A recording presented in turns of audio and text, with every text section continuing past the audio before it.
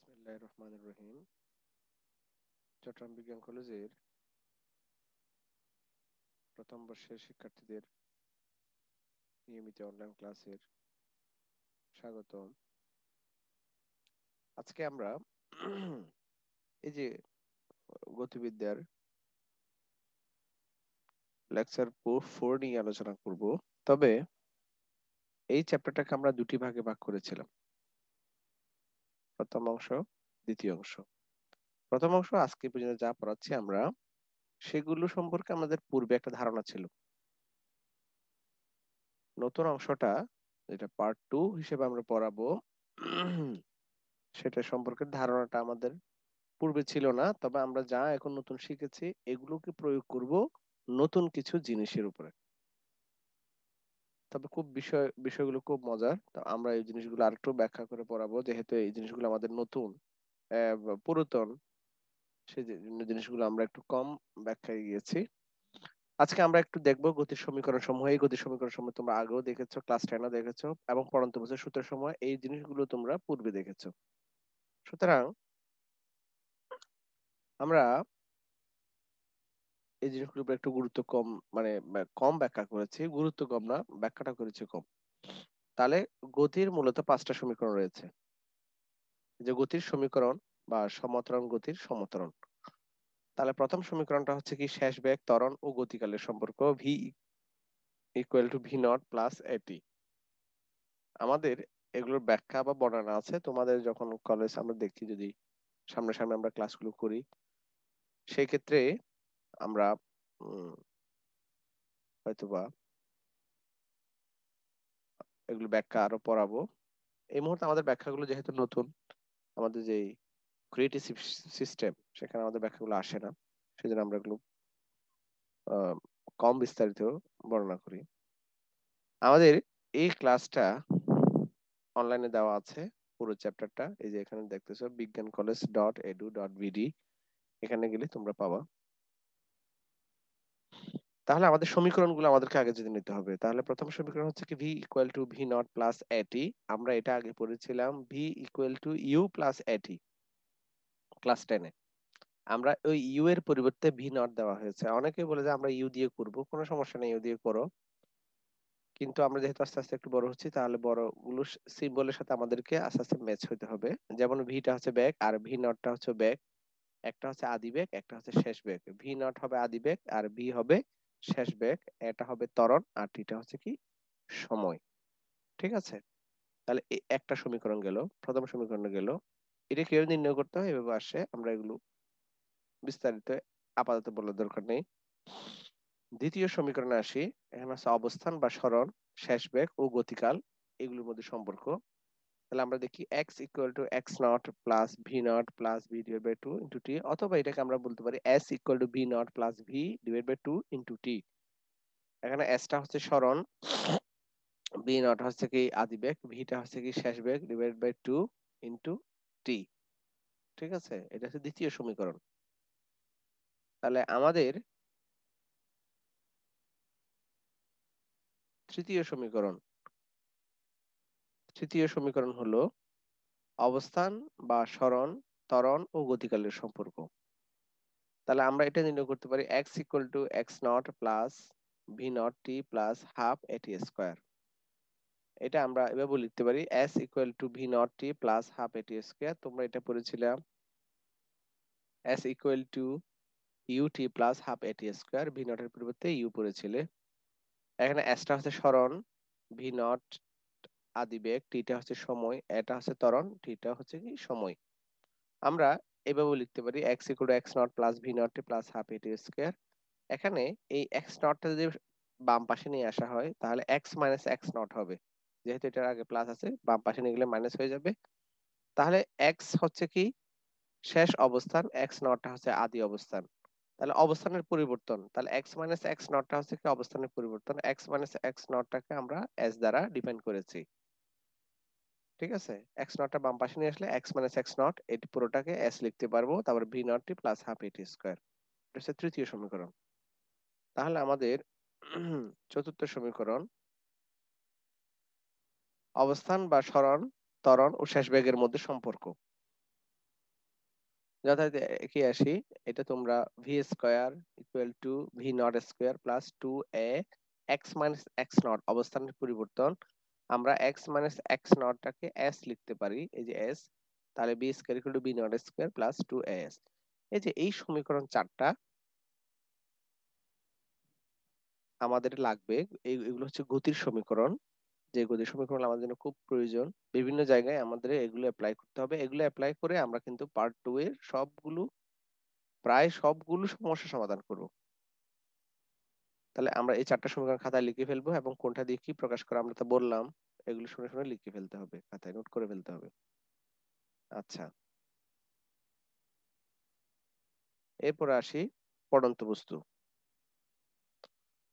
তাহলে পড়ন্ত বস্তু সম্পর্কে কিন্তু আমরা মহাকর্ষ অভিকর্ষ তো পড়েছিলাম, মানে আমরা তো ক্লাস 10 এ পড়ছি, কিন্তু আমরা ইন্টারমিডিয়েটে মহাকর্ষ অভিকর্ষ যে অধ্যায়টা পড়েছিলাম সেখানে পড়ন্ত বস্তু সম্পর্কে আমরা বেশ বলেছি। পড়ন্ত বস্তু কি, পড়ন্ত বস্তুর ব্যাখ্যা করো, পড়ন্ত বস্তু মেনে বস্তুর আকার আকৃতির উপর নির্ভর করে না, হুম, এগুলো বলেছিলাম। বিজ্ঞানী গ্যালিলি গ্যালিলিও পড়ন্ত বস্তুর সূত্রগুলো প্রদান করেছেন, কিন্তু এই চ্যাপ্টারও পড়ন্ত বস্তুর সূত্রগুলো সংযুক্ত করা হয়েছে, যেহেতু এখানেও পড়ন্ত বস্তুর বিভিন্ন কার্যক্রম রয়েছে। তাহলে পড়ন্ত বস্তুর সূত্র বলি, আমরা লক্ষ্য করি প্রথম সূত্র, স্থির অবস্থান থেকে এবং একই উচ্চতা থেকে বিনা বাধায় পড়ন্ত সকল বস্তু সমান সময়ে সমান পথ অতিক্রম করবে। পড়ন্ত বস্তুর ক্ষেত্রে তাহলে শর্তটা কি, স্থির অবস্থান থেকে এবং একই উচ্চতা থেকে।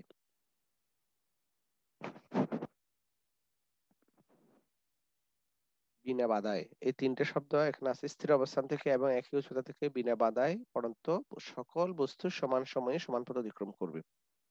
দ্বিতীয় সূত্র, স্থির অবস্থান থেকে বিনা বাধায় পড়ন্ত বস্তুর নির্দিষ্ট সময়ে প্রাপ্ত বেগ ওই সময়ের সমানুপাতিক, অর্থাৎ অর্জিত বেগ প্রপোর্শনাল পতনকাল।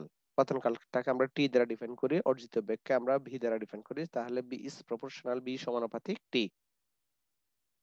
তৃতীয় সূত্রে আসি, স্থির অবস্থান থেকে বিনা বাধায় পড়ন্ত বস্তু নির্দিষ্ট সময়ে যে দূরত্ব অতিক্রম করে। স্থির অবস্থান থেকে বিনা বাধায় পড়ন্ত বস্তু নির্দিষ্ট সময়ে যে দূরত্ব অতিক্রম করে তা ওই সময়ের বর্গের সমানুপাতিক, অর্থাৎ অতিক্রান্ত দূরত্ব ইজ প্রপোর্শনাল সময় বা পতনকাল t square, h is proportional t square.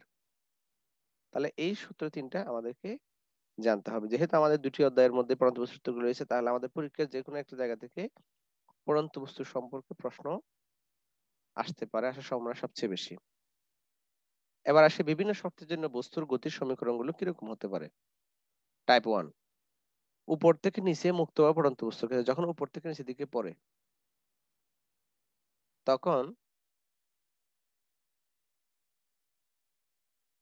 V equal two GT, তখন ব্যাকটা হবে সময় এবং সাথে অভিকর্ষজ ত্বরণ থাকবে জি। ঠিক আছে, যেহেতু আমরা উম এ- আগে টাইপ 2টা একটু লক্ষ্য করি, আমরা সমীকরণ শিখছিলাম বি ইকুয়াল টু নিচ হতে উপরের দিকে নিক্ষিপ্ত করলে, নিচ হতে উপরের দিকে নিক্ষেপ করলে তাহলে বস্তুটাকে একটা নির্দিষ্ট বেগে নিক্ষেপ করব, সেই বেগটা হচ্ছে কি আদি বেগ ইউ, যেহেতু তোমাদের সাথে ইউটা পরিচিত, মাইনাস জিটি। আমাদের সূত্রে আমরা শিখেছিলাম গতির সমীকরণে V equal to U V naught plus এটি, এটা শিখছিলাম, এটি শিখছিলাম 1 নম্বর সমীকরণ। তাহলে আমরা এখন শিখতেছি v equal to u minus g t, যেহেতু নিচ থেকে উপরের দিকে নিক্ষেপ করব তাহলে প্লাসের পরিবর্তে হবে মাইনাস, কারণ অভিকর্ষ বলের বিপরীতে। আর ত্বরণ এর পরিবর্তে হবে জি, কারণ হচ্ছে কি বস্তুটা যখন উপরের দিকে নিক্ষেপ করি তখন অভিকর্ষজ ত্বরণ থাকে, তো এই অভিকর্ষ ত্বরণকে আমরা জি দ্বারা চিহ্নিত করি। আর ওখানে এ হচ্ছে ত্বরণ যেটা ভূমিতে চলে। তাহলে এখানে কেন মাইনাস হলো, অভিকর্ষের বিপরীতে উপরের দিকে নিক্ষেপ করছি তাই মাইনাস, আর এর পরিবর্তে কেন জি হলো, যেটা হচ্ছে অভিকর্ষ ত্বরণ, আমরা অভিকর্ষ ত্বরণকে জি দ্বারা ডিফাইন করি।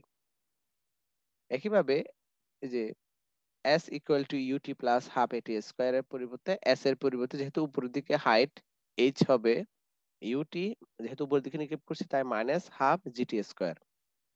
আর সর্বশেষ সূত্র ছিল v square equal to u square plus 2as ছিল।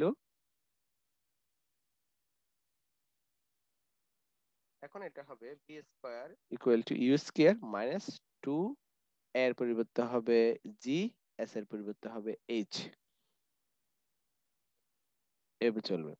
হুম, তাহলে যখন একটা বস্তু উপর থেকে পড়ে, এটা হচ্ছে নিচ হতে উপরের দিকে নিক্ষেপ করলে, আর যখন উপর থেকে পড়ে, যখন উপর থেকে পড়ে তখন অভিকর্ষের দিকে পড়ে, অভিকর্ষের দিকে পড়ে, তখন এই সমীকরণটা হয়ে যাবে, যেহেতু বস্তুটা উপর থেকে স্থির অবস্থা থেকে ফেলবো তার মানে তার আদি বেগটা শূন্য, ইউ এর মান হয়ে যাবে 0। আর যেহেতু উপর থেকে নিচের দিকে অর্থাৎ অভিকর্ষের দিকে, তাহলে মাইনাস না হয়ে এখানে প্লাস হবে। তাহলে প্লাস হলে এখানে এ প্লাস বসবে, এখানে 0 ছিল 0 বাদ, প্লাস এখানে হবে জিটি, এই যে জিটি হলো। সিমিলার সবগুলোই একই রকম হবে। এখানে এস ইকুয়াল টু ইউটি, যেহেতু স্থির অবস্থান থেকে পড়তেছে তার মানে ইউ এর মান 0, আদিবেগ 0। এই যে শূন্যের সাথে টি গুণ করলে পুরো মানটা 0 হয়ে যাবে, তাহলে অভিকর্ষের দিকে তাহলে মাইনাস থেকে প্লাস হবে half g t square, half g t square. আর এখানে b square equal two 2gh কেন হলো? স্থির অবস্থান থেকে উপর থেকে ফেলতেছি, ইউ এর মান 0, তাহলে মাইনাসটা প্লাস হয়ে যাবে 2gh, 2gh হবে।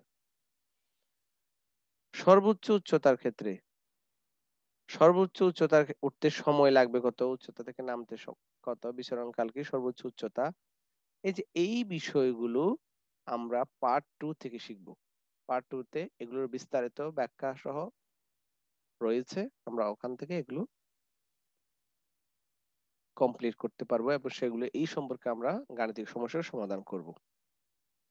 তাহলে আজকে আমরা জানলাম গতির সমীকরণ সমূহ এবং পড়ন্ত বস্তুর সূত্র। এই আলোকে উপর থেকে নিচের দিকে পড়লে গতির সমীকরণ কিরকম হবে, আর নিচ থেকে উপরের দিকে নিক্ষেপ করলে গতির সমীকরণ কিরকম হবে, অর্থাৎ পড়ন্ত বস্তুর ক্ষেত্রে কিরকম হবে সেটা আমরা দেখলাম। ঠিক আছে, আজকে এই পর্যন্ত থাকলো ক্লাসে। আগামী ক্লাস থেকে আমরা নতুন একটি অংশ পড়ব আজকে পর্যন্ত যা শিখলাম তার আলোকে। তাহলে আজকে পর্যন্ত যা শিখলাম সেগুলো তোমরা অবশ্যই বাসায় কমপ্লিট করে ফেলবে, নোট করে ফেলবে, এবং পরবর্তী দিন যদি তোমাদের কোনো কোয়েশ্চেন থাকে তাহলে অবশ্যই কমেন্ট আকারে জানাবে, এবং তোমাদের যারা মডারেট করেন খালেদ স্যার এবং সুমন ভাই, ওনাদেরকে জানাবা, ওনারা আমাকে জানাবে, আর তোমাদের সামনে আমি অবশ্যই লাইভ ক্লাস নেব। ঠিক আছে, আজকে মনে থাকলো, সবাইকে ধন্যবাদ। আসসালামু আলাইকুম।